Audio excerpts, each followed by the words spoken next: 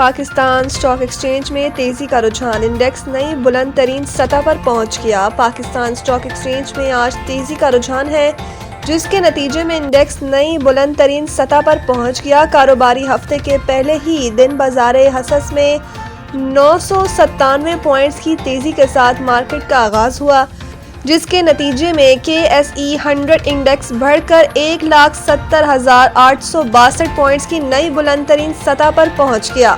بعد ازاں مارکیٹ میں اتار چڑھاؤ جاری رہا اور مجموعی طور پر 525 پوائنٹس کی تیزی کے ساتھ انڈیکس 1,70,369 پوائنٹس کی سطح پر آ گیا، جس کے بعد مزید بڑھتے ہوئے 974 پوائنٹس کے اضافے سے 1,70,829 پوائنٹس کی سطح کو چھو گیا، جو کہ بدستور بازار حصص کی بلند ترین شرح ہے۔ واضح رہے کہ پاکستان اسٹاک ایکسچینج کے لیے رواں سال غیر معمولی رہا ہے، جہاں بینچ مارک کے KSE100 انڈیکس میں تقریباً 40% اضافہ ہوا، جو خطے کی بیشتر منڈیوں سے کہیں بہتر کارکردگی ہے۔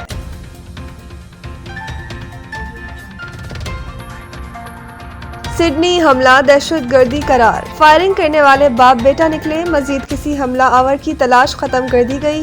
پولیس کے مطابق حملے میں ملوث افراد باپ بیٹا تھے، جن میں سے ایک حملہ آور ہلاک جبکہ دوسرا شدید زخمی حالت میں زیر علاج ہے۔ نیو ساؤتھ ویلز پولیس نے پریس کانفرنس میں بتایا کہ یہ فائرنگ یہودی برادری کی ایک تقریب کے دوران کی گئی۔ ہلاک ہونے والے حملہ آور کی شناخت 50 سالہ ساجد اکرم اور زخمی حملہ آور کی شناخت 24 سالہ نوید اکرم کے طور پر ہوئی ہے۔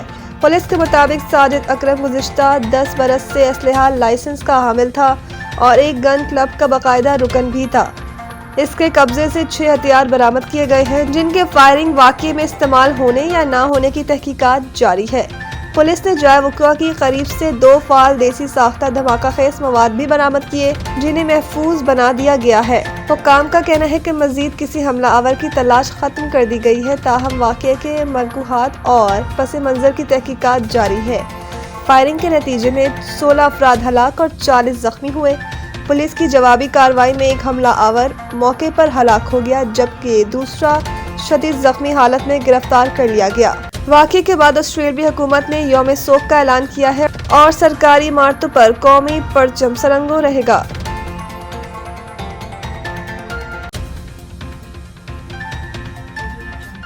پاک بحریہ کا فضا تک مار کرنے والا میزائل K5 پاور کا شاندار مظاہرہ۔ پاک فوج کے شعبہ تعلقات عامہ ISPR کے مطابق پاک بحریہ نے شمالی بحیرہ عرب میں FM-19NER سطح آب سے فضا تک مار کرنے والے میزائل کی کامیاب لائیو فائرنگ کے ذریعے اپنی جنگی صلاحیت اور آپریشنل تیاری کا مظاہرہ کیا۔ بتایا گیا ہے کہ فائر پاور کے اس مظاہرے کے دوران انتہائی تیزی سے فضائی اہداف کو کامیابی سے نشانہ بنایا گیا۔ لائیو میزائل فائرنگ کا کامیاب مظاہرہ پاک بحریہ کی آپریشنل صلاحیت اور حربی تیاری کا منہ بولتا ثبوت ہے۔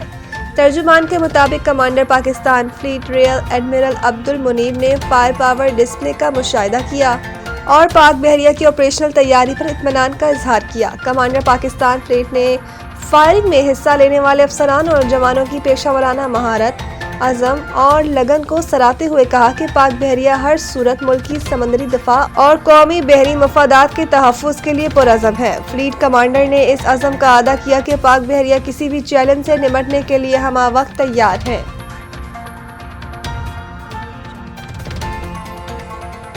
وزیر اعلیٰ سندھ نے پولیو مہم کا افتتاح کر دیا، والدین سے بچوں کو قطرے پلانے کی اپیل۔ کراچی میں پولیو مہم کے افتتاح کے موقع پر مراد علی شاہ نے کہا کہ 15 دسمبر سے شروع ہونے والی 7 روزہ مہم سندھ کے 30 اضلاع کی 1345 UCs میں چلائی جائے گی، جس کے دوران 1.6 کروڑ بچوں کو پولیو سے بچاؤ کے قطرے پلائے جائیں گے۔ انہوں نے کہا کہ پوری دنیا نے اسی طرح اس مرض سے چھٹکارا پایا ہے۔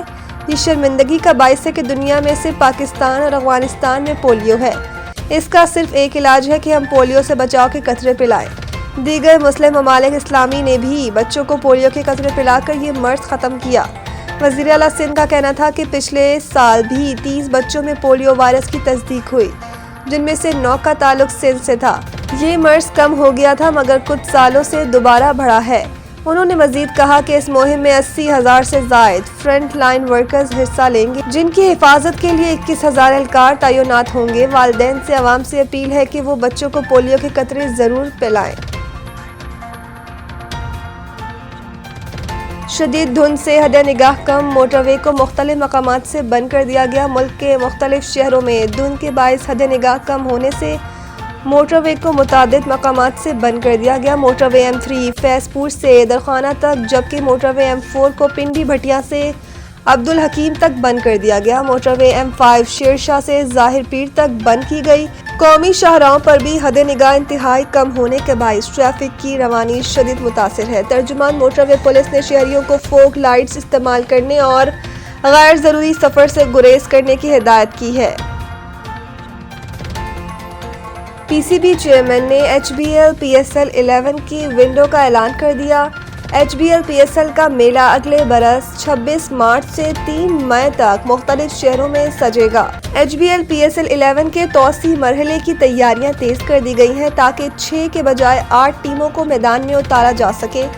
پاکستان کرکٹ بورڈ 8 جنوری 2026 کو اسلام آباد کنونشن سینٹر میں نئی ٹیموں کی نیلامی کا انعقاد بھی کرے گا، جہاں HBL PSL کی 2 نئی فرنچائز کے حقوق پیش کیے جائیں گے۔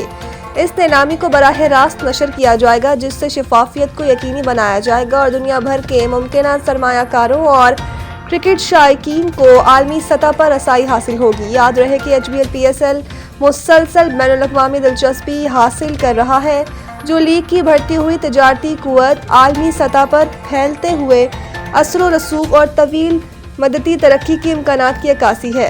عالمی شراکت داروں کے ساتھ حالیہ روابط نے لیگ کے کاروباری ماڈل پر اعتماد میں اضافہ کیا ہے اور دنیا کی صف اول کی T20 لیگز میں اس کے اسٹینڈنگ کی تصدیق کی ہے۔